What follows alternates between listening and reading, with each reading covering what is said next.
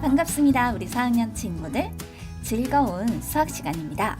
새로운 핵심의 개념을 배워나가는 것이 여러분에게 귀중한 경험이 되길 바라면서 이번 시간 꺾은 선 그래프를 어떻게 그릴 수 있는지 그 그리는 방법을 살펴보도록 할 거예요. 지난 시간에 배웠던 꺾은 선 그래프가 무엇인지를 곰곰 떠올려 보면서 꺾은 선 그래프를 그리는 방법을 익혀보도록 하겠습니다. 여러분은 4학년 1학기에 배웠던 막대 그래프가 기억날 거예요. 그 막대 그래프를 어떤 방법으로 그렸는지도 생각이 나나요? 꺾은 선 그래프를 그리는 방법은 그와 매우 비슷합니다. 그래서 먼저 조사한 자료를 표로 정리하여 나타내 봐야겠습니다. 예를 들어 수영이의 몸무게를 조사하였는데요. 1학년 때 몸무게는 26kg, 2학년 28kg, 3학년 31kg, 4학년 37kg이었어요. 자, 그렇다면 수영이의 몸무게는 지금 학년별로 변화를 한 거잖아요. 꺾은 선 그래프로 나타내서 그 변화하는 모습을 살펴보고자 합니다. 가로 눈금에 무엇을 나타내면 좋을까? 또 세로 눈금에 무엇을 나타내면 좋을까? 이것을 먼저 결정해 주어야 하는데요. 가로 눈금에 학년을 나타낼 수도 있고 또 가로 눈금에 몸무게를 나타내 줄 수도 있어요. 그렇지만 꺾은 선 그래프를 그릴 때에는 보통 대부분의 경우에는요. 가로에다가 항목을 놓습니다. 그러니까 항목이라고 하는 건 여기서는 학년을 말하는 거죠. 가로 눈금은 학년을 나타내는 것이 좋겠고요. 세로 눈금은 몸무게를 나타내 주는 것이 좋겠어요. 그렇다면 이때 세로 눈금 한 칸의 크기를 몇 킬로그램으로 하면 좋을까요? 세로 눈금이 40칸, 넉넉하게 40칸이 주어져 있다면 세로 눈금 한 칸의 크기를 그렇죠. 1kg으로 하면 좋겠죠. 특히 이렇게 조사하여 나타낸 수들을 보면요. 그 수들이 26, 28, 31, 37 이렇게 자연수로 표현이 되어 있기 때문에 이런 경우는 세로 눈금 한 칸의 크기를 1kg으로 하는 것이 좋습니다. 세로 눈금 한 칸의 크기를 정하였다면 세로 눈금의 칸 수를 확인해 줘야 해요. 40칸. 우리가 나타내야 하는 수 중에 제일 큰 수는 37이죠. 37을 나타낼 수 있도록 그러나 그거보다는 몇 칸 정도 여유 있게 칸수를 결정해 주면 되는 거예요. 그리고 난 다음에 세로 눈금 한 칸의 크기와 칸수를 결정을 해 주었으니까 이제 가로와 세로가 만나는 곳에 점을 찍습니다. 이 점이라고 하는 건 학년별 몸무게를 말하는 거죠. 그래서 점을 찍어서 나타내고 그 점들을 선분으로 이어 완성해 주는 거예요. 그리고 마지막에 제목을 붙여야죠. 수영이의 몸무게 이렇게 제목까지 붙여서 꺾은 선 그래프를 완성해 볼 수 있습니다. 꺾은 선 그래프를 그릴 때 제목은 반드시 마지막에 붙여야 하느냐? 그건 아니에요. 제목은 가장 처음에 표현할 수도 있고 가장 마지막에 표현할 수도 있습니다. 그런데 이 그리는 순서 역시 우리가 하나의 약속으로 기억을 할 거니까요. 가로와 세로 눈금에 무엇을 놓을지 결정하고 세로 눈금 한 칸의 크기와 눈금의 칸수를 결정한다. 가로와 세로가 만나는 곳에 조사한 수만큼 점을 찍고 그 점들을 선분으로 이어주고 마지막에 제목을 붙이자 우리끼리는 이렇게 약속해 두도록 하겠습니다. 꺾은 선 그래프로 나타내는 방법 모두 정리가 되었나요? 머릿속에 꼭꼭 넣어 주어야겠습니다. 그럼 이번엔 물결선을 사용한 꺾은 선 그래프는 어떻게 그려 나타낼 수 있는지 확인해 보도록 하겠습니다. 물결선을 사용한 꺾은 선 그래프를 그린다라는 것은 조사한 자료를 놓고 보았더니 불필요한 부분이 있어서 이것을 줄여 나타낼 필요가 있어 사용한 것이다 라고 생각해 볼 수 있겠죠. 그렇다면 어느 부분을 줄여서 나타내 줄 것인지를 먼저 결정해 주어야겠어요. 식물의 키를 조사하였는데 월요일 28.4cm, 화요일 28.4cm, 수요일 28.8cm, 목요일 29.2cm였다면 이때 이 식물의 키의 변화를 확인하고자 꺾은선 그래프를 그려 나타내 줄 것이다. 세로 눈금 한 칸의 크기를 조사된 수가 소수 첫째 자리까지 조사되어 있으니 0.1cm로 정한다면 어마어마하게 많은 칸이 필요하게 될 겁니다. 그래서 칸수도 줄이고요.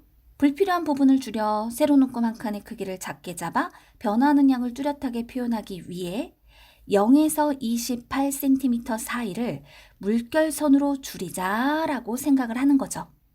그리고 난 다음 가로 눈금과 세로 눈금에 각각 무엇을 표현할지를 정해주세요. 가로와 세로, 이때 보통 우리는 가로의 항목을, 세로의 그렇죠. 그 수량을 표현할 수 있도록 나타낼 겁니다. 보통의 경우에 이렇게 나타내니까요. 그리고 난 다음 우리 아까 0에서 28cm 사이를 줄여서 표현하기로 했죠? 물결선으로요. 그럼 이제 물결선을 그려주는 거예요. 그리고 물결선 바로 위쪽의 세로 눈금에 28을 써서 나타내 줄 겁니다. 그럼 0에서 28 사이를 물결선으로 줄여서 나타내 주었습니다. 라는 뜻이 되겠죠. 세로 눈금 한 칸의 크기는 이런 경우 0.1cm로 잡는 것이 좋아요. 조사한 수가 소수 첫째 자리까지 표현되어 있기 때문이죠. 그리고 난 다음 가로 눈금과 세로 눈금이 만나는 곳에 점을 찍어주세요. 자료의 수만큼 점을 찍는 거예요. 28.4, 28.4, 28.8, 29.2만큼을요. 그리고 그 점과 점을 선분으로 이어서 나타내고 마지막 제목까지 붙여서 표현하면 물결선을 사용한 꺾은 선 그래프가 완성되는 겁니다. 다시 한번 정리를 해볼게요. 물결선을 사용한 꺾은 선 그래프로 나타내고자 할 때에는 가로와 세로에 무엇을 표현할지를 정한 후 물결선을 그려야 할 부분을 물결선을 그려 나타내 주기, 그 다음 가로 눈금과 세로 눈금에 조사한 수를 점으로 찍어 표현하고 점과 점을 선분으로 이어서 표현하기, 제목까지 붙여 물결선을 사용한 꺾은 선 그래프 완성하기, 이렇게 그 방법을 요약해 보았습니다. 주의할 점이 있습니다. 물결선을 사용한 꺾은 선 그래프를 그렸는데 물결선 아래쪽에 조사한 수를 표현하는 점이 있으면 될까요? 안 되죠. 항상 이 점은 물결선 위쪽에 있어야 한다는 걸 잊으면 안 돼요. 주의 깊게 살펴주어야 한답니다. 그래서 우리는 표를 보고 물결선을 사용한 꺾은 선 그래프를 그리기 위해서는 우선 표에 주어진 수들 중에 가장 작은 수를 찾고요. 그 가장 작은 수보다 작은 값에서 물결선을 표시해서 나타내 주어야 하는 거예요. 그런데 이것이 반드시 정해져 있는 것은 아니에요. 어떤 친구들은 0에서 28cm 사이를 줄일 수도 있고 또 다른 친구들은 0에서 27cm 사이를 줄일 수도 있어요. 정해진 것은 아니지만 가장 작은 값, 조사한 수 중에 가장 작은 값을 찾고 그 값보다 작은 값에서 물결선을 표시해서 나타내야 한다는 걸 잊지 마세요. 꺾은 선 그래프를 그리는 방법, 또 물결선을 사용한 꺾은 선 그래프를 그리는 방법을 확인해 보았습니다. 그런데 이렇게 그래프로 나타내기 위해서 그 전에 해야 되는 활동들이 있죠. 이걸 우리는 준비 단계라고 얘기를 하는데요. 우선은 어떤 대상을 정해서 조사를 해줘야 돼요. 그런데 그 조사는 아무거나 하는 것이 아니라 필요한 내용을 파악해서 무엇을 해결하고 또 어떤 목적을 가지고 조사를 해야 하는지 이것을 먼저 파악해주자. 내용부터 파악하자. 그 다음에 조사할 내용 및 조사 항목을 정해주세요. 문제를 해결해야 하니까 실제 조사를 하면서 얻어야 할 구체적인 항목을 정하는 단계가 되겠죠. 그 다음은 조사 방법과 대상과 시기를 정해주는 거예요. 조사할 내용과 항목을 어떤 방법으로 조사할 것인지, 또 누구를 대상으로 조사할 것인지, 언제 조사할 것인지를 정하는 단계인데요. 조사 방법에는 여러 가지가 있어요. 관찰을 해서 조사하는 방법, 또 면접조사라고 해서 1대1로 물어보고 질의응답하는 그런 방법. 전화조사를 하는 방법도 있고 우편으로 조사를 하는 방법도 있고요. 인터넷으로 조사를 하는 방법도 있습니다. 각각의 방법에는 모두 장단점이 있답니다. 우리가 우리 반 학생들을 대상으로 해서 조사를 한다면 우리는 어떤 방법을 사용할 수 있을까요? 그렇죠. 붙임딱지를 항목별로 붙여주는 방법도 있을 거고요. 우리 반 친구들이 모두 있는 자리에서 손을 들어서 자신의 의사를 표현하는 방법도 있을 거예요. 설문조사를 하는 방법들도 있겠죠. 바로 이런 방법들을 결정하자. 장단점이 있다라고 했어요. 손을 들어서 자신의 의사 표현을 할 때에는 친구들이 모두 그 시간에 그 반에 있어야 한다는 거죠. 어떤 친구가 화장실을 간다, 사람 수가 빈다, 이럴 때는 손을 들어서 의사 표현을 하는 거에는 어려움이 있을 수 있으니까 각각의 조사에는 장단점이 있을 수 있겠다라는 사실을 기억해 두자고요. 조사 시기는요, 조사 기준이 되는 시점과 실제로 조사하는 시기를 정해야 한답니다. 이제 조사를 하겠다라는 것을 알리고 적극적인 협조를 부탁해야겠네요. 이렇게 준비 단계를 거쳐서 이제 실제로 조사를 하여 자료를 수집하고 분류하고 집계하는 단계로 넘어가야 합니다. 우리는 자료를 조사하고 난 다음에 대부분의 경우 표로 나타내게 되는데요.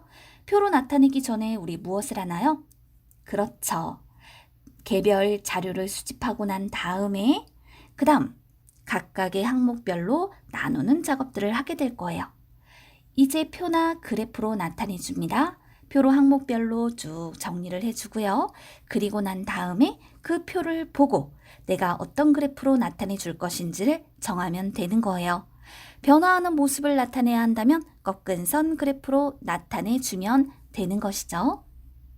꺾은 선 그래프로 나타내 줄 때는 앞서 우리가 확인한 것처럼 가로와 세로에 각각 무엇을 나타낼 것인지 정하고 세로 눈금 한 칸의 크기를 정하고 수를 써주세요. 세로 눈금에 조사된 수량보다 칸의 수를 조금 더 많게 해주는 것이 좋겠고요. 점을 찍고 선분으로 연결하고 제목을 붙여 완성을 하면 됩니다. 이런 일련의 과정들을 거쳐서 꺾은 선 그래프나 물결선을 사용한 꺾은 선 그래프가 완성되는 것이다 라는 걸 살펴둡시다. 배운 내용 정리해 볼게요. 꺾은 선 그래프로 나타내 줄 때에는 제일 먼저 조사한 자료를 보고 가로와 세로에 각각 무엇을 나타낼 것인지 정합니다. 그리고 눈금 한 칸의 크기를 정하고 눈금의 수를 적어주세요.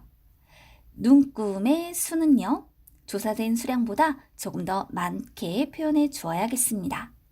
가로와 세로가 만나는 곳에 점을 찍고 그 점을 선분으로 이어 나타낸 후 제목을 붙여 꺾은 선 그래프를 완성합시다. 이 순서에 맞춰 여러분들도 직접 자료를 조사하고 꺾은 선 그래프를 완성해 보세요.